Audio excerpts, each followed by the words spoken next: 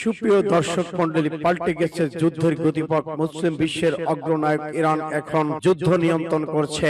ইরানের পক্ষে যুদ্ধে রয়েছে ইরানের প্রক্সি বাহিনী হিজবুল্লাহ। 24 ঘন্টায় হিজবুল্লাহ মুজাহিদুল লেবাননের ভিতর 40টি অভিযান, অধিকৃত ফিলিস্তিনের 35টি সামরিক অভিযান চালিয়ে ইসরায়েলকে উৎখাত করে দিয়েছে।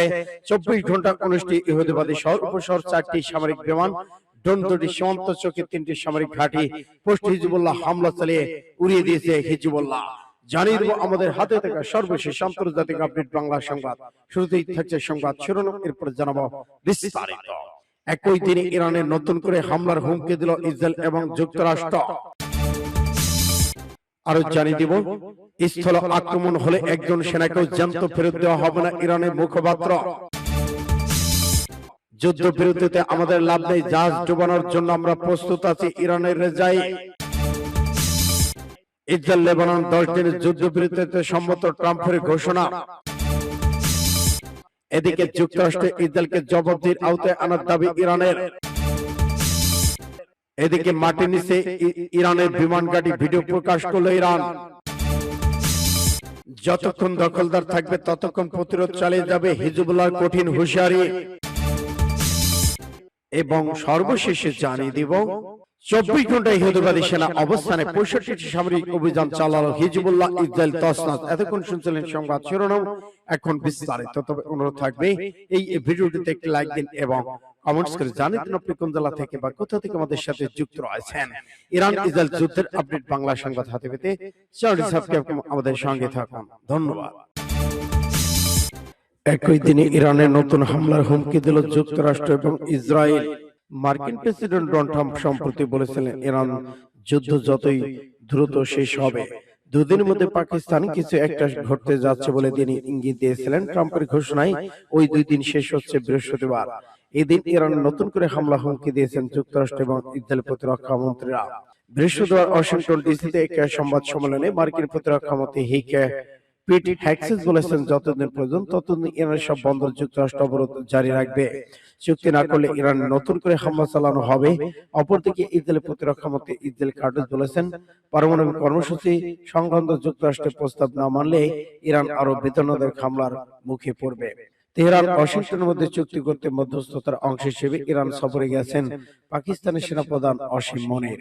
এছাড়া পাকিস্তান প্রধানমন্ত্রী শেহবাজ শরীফ মধ্যপ্রাচ্যে সফরে রয়েছেন। এই সময় ডিসিতে আয়োজিত সংবাদ সম্মেলনে পেন্টাগনের প্রধান হেক্সেস বলেন, ইরান যদি ভুল পথ বেছে নেয় তাহলে তাদের কেবল বন্দর অবরোধী নয়, বরং বিদ্যুৎ, জ্বালানি এবং অবকাঠামোর উপর বোমাবর্ষণ করা হবে। স্থল আক্রমণ হলে একজন সেনাকেও জ্যান্ত রাখা হবে না, ইরানের ঘোষণা। ইরানের সেনাবাহিনী মুখপাত্র বলেছেন, কমান্ডার আমির হাতামির নির্দেশে বলা হয়েছে, যদি ইরানে স্থল আক্রমণ ঘটে তবে তা কঠোরভাবে মোকাবেলা করতে হবে এবং আক্রমণকারীদের একজনকে জীবিত রাখা হবে না। ফার্স সংবাদ সংস্থা রাজনৈতিক প্রতিবেদকের রিপোর্ট অনুযায়ী ইরানের সেনাবাহিনী মুখপাত্র ব্রিগেডিয়ার জেনারেল মোহাম্মদ আক্রমিনিয়া আজ এক টেলিভিশন সাক্ষাৎকারে এবছর এই কথা বলেছেন। বিশেষ পরিস্থিতির সম্মুখীন সেনাবাহিনী প্রস্তুত অবস্থায় রয়েছে। বর্তমান যুদ্ধবিরতি আমাদের জন্য আসলে যুদ্ধ পরিস্থিতি থেকে খুব একটা আলাদা কিছু নয়। তাই আগের চেয়ে বছরে শহরগুলো কুচকাওয়াজ অনুষ্ঠান আরো ব্যাপক হারে বাড়ানো হয়েছে এবং পরিবর্তে আমরা শহর সেনাবাহিনীগুলোকে বিভিন্ন সাংস্কৃতিক কর্মসূচির আওতায় নিয়ে এসেছি। যুদ্ধবিরতিতে আমাদের লাভ নেই, জাহাজ ডুবানোর জন্য আমরা প্রস্তুত, জানালো ইরান। ইসলামী প্রজাতন্ত্র ইরানের জাতীয় নীতি নির্ধারণী পরিষদের সদস্য মেজর জেনারেল মোহসেন রেজাই বলেছেন, যুদ্ধবিরতির মেয়াদ বাড়ানো মোটে আমাদের পক্ষে নয়, আমাদের পক্ষ থেকে চাপ আরো কঠোর করতে হবে। আমাদের লঞ্চারগুলো এখন শত্রু জাহাজগুলোর উপর তাক করা রয়েছে।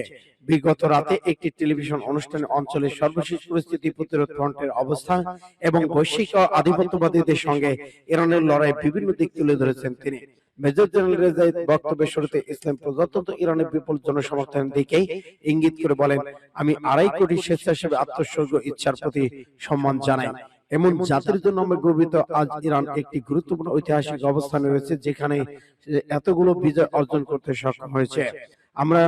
আমরা আর কোনো সন্দেহ নেই, যদি আমাদের 200 বছর আগে পূর্বপুরুষরা উপস্থিত বেঁচে থাকতেন, তারা আমাদের বর্তমান অবস্থার প্রশংসা করতেন। তিনি যুক্তরাষ্ট্রের প্রেসিডেন্ট স্ববিরোধী বক্তব্য আচরণ তীব্র সমালোচনা করেছেন। সূত্র আরব নিউজের। ইসরায়েল লেবানন 10 দিনের যুদ্ধবিরতিতে সম্মত, ট্রাম্পের ঘোষণা। মার্কিন প্রেসিডেন্ট ডোনাল্ড ট্রাম্প জানিয়েছেন ইসরায়েল এবং লেবানন 10 দিনের যুদ্ধবিরতিতে সম্মত হয়েছে, যা বৃহস্পতিবার ইস্টার্ন টাইম বিকেল 5টা বাংলাদেশ সময় রাত 3টা থেকে কার্যকর হবে। বৃহস্পতিবার নিজেদের সামাজিক যোগাযোগ মাধ্যম ট্রুথ সোশ্যালে এক পোস্টে তিনি এই ঘোষণা দিয়েছেন। লেবানন প্রেসিডেন্ট জোসেফ আউন ইসরায়েলের প্রধানমন্ত্রী বেনিয়ামিন নেতানিয়াহুর সঙ্গে তার চমৎকার আলোচনার পর এই সিদ্ধান্ত এসেছে বলে জানালেন ডোনাল্ড ট্রাম্প। দেশে দুটি যুদ্ধবিরতি ঘোষণা দিলেও ইরান সমর্থিত লেবানন সশস্ত্র গোষ্ঠী হিজবুল্লাহ নাম উল্লেখ করেন মার্কিন প্রেসিডেন্ট। ইরান সমর্থিত সশস্ত্র গোষ্ঠীর সঙ্গে ইসরায়েলের রক্তক্ষয়ী সংঘাত চলছে। উল্লেখ্য, গতকাল মঙ্গলবার যুক্তরাষ্ট্রের ওয়াশিংটন ডিসিতে মার্কিন পররাষ্ট্রমন্ত্রী মার্কো রুবিও উপস্থিতিতে 34 বছরের মধ্যে প্রথমবারের মতো ইসরায়েল লেবানন প্রতিনিধিরাও বৈঠকে বসেন। ডোনাল্ড ট্রাম্প তার পোস্টে জানান, দেশটির ভাইস প্রেসিডেন্ট জেডি ভ্যান্স, পররাষ্ট্রমন্ত্রী মার্কো রুবিও এবং জয়েন্ট চিফ অফ স্টাফের চেয়ারম্যান ড্যান রেজিন কেইনকে লেবানন ইসরায়েলের সঙ্গে মিল একটি স্থায়ী শান্তি অর্জনের লক্ষ্যে কাজ করার নির্দেশ দিয়েছেন। তিনি বিশ্বের 9টি যুদ্ধ থামানোর গৌরব অর্জন করেছেন। এটি হচ্ছে আমার 10তম সাফল্য। সূত্র পাঁচ টুডে।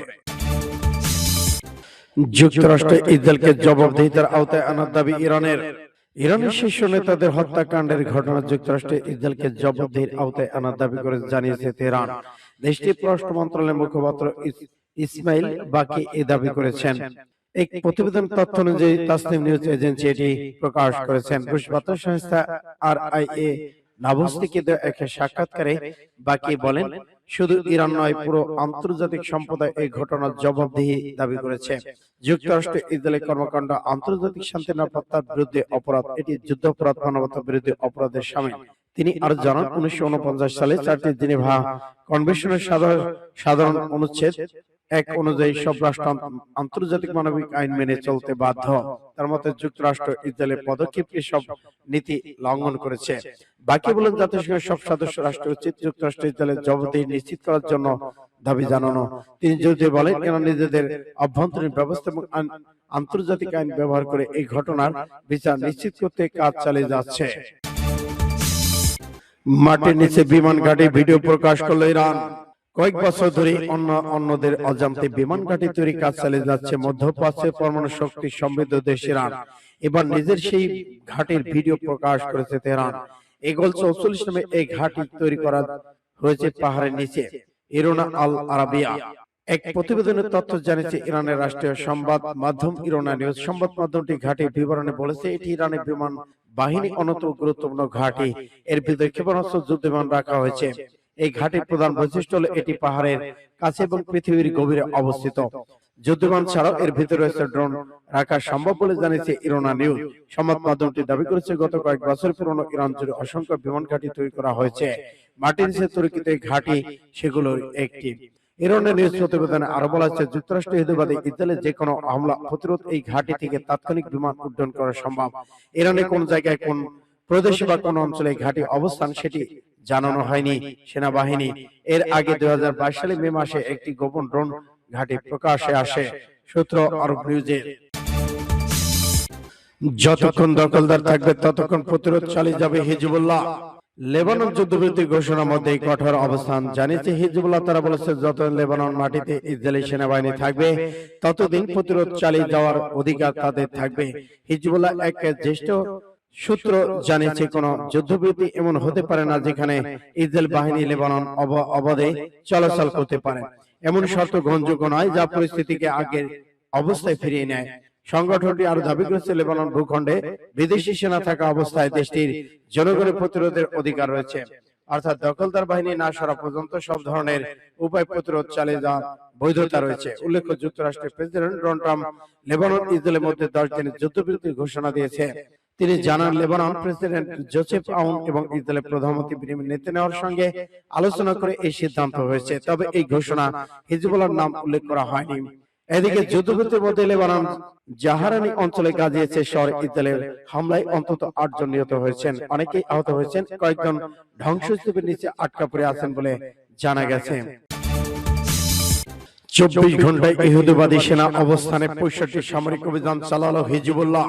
4টি ইসরায়েলি সামরিক বিমান ও ড্রোন ঘায়েল 36টি অভিযান প্রচেষ্টা প্রতিহত করেছে লেবানন হিজবুল্লাহ। লেবানন হিজবুল্লাহ গত 24 ঘন্টায় ইহুদিবাদী দখল সেনাদের অবস্থানে আরো 65টি সামরিক অভিযান চালিয়েছে।